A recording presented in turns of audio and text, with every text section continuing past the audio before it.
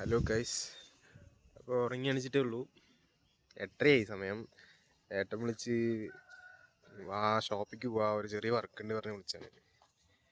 അപ്പോൾ ഇനി കുളിച്ച് ഫ്രഷായി ഷോപ്പിക്ക് പോവാ ഗൈസ്.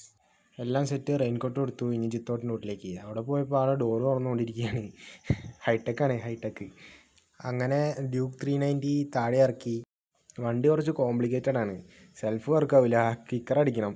അവസാനം കിക്കർ അടിച്ച് സ്റ്റാർട്ടാക്കി. ഞാൻ പറഞ്ഞില്ലേ വണ്ടി ഹൈടെക് ആണെന്ന്. വണ്ടി ഓഫായി പോയി. അപ്പോൾ ഒരു കൂടി കിക്കർ ചവിട്ടേണ്ട വന്നു. അപ്പോൾ നമ്മൾ പോയിക്കൊണ്ടിരിക്കുകയാണ്. ആളുടെ കടയ്ക്ക് പോണേ, അവിടെ വെച്ച് കാണാം ഗൈസ്. അപ്പോൾ പോണ വഴിക്കുള്ള വ്യൂ ആണിത്. എന്തല്ലേ വിഷ്വൽ ബ്യൂട്ടി അല്ലേ. ഇതാണ് ഗൈസ് മേനാമ്പാറ പുഴ. ഇതൊക്കെ കഴിഞ്ഞ് ലാസ്റ്റ് ഞങ്ങൾ ആ സ്പോട്ടെത്തി. അവിടെ എത്തിയപ്പോൾ ആൾക്കെന്തോ വർക്കുണ്ട്.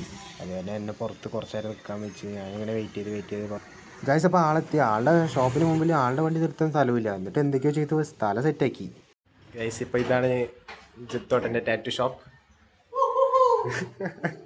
ഗായ്സ്. അപ്പോൾ നമ്മൾ ടാറ്റു ഷോപ്പിൻ്റെ അകത്തെത്തിയപ്പോൾ ഇതാണ് ടാറ്റു ഷോപ്പ്.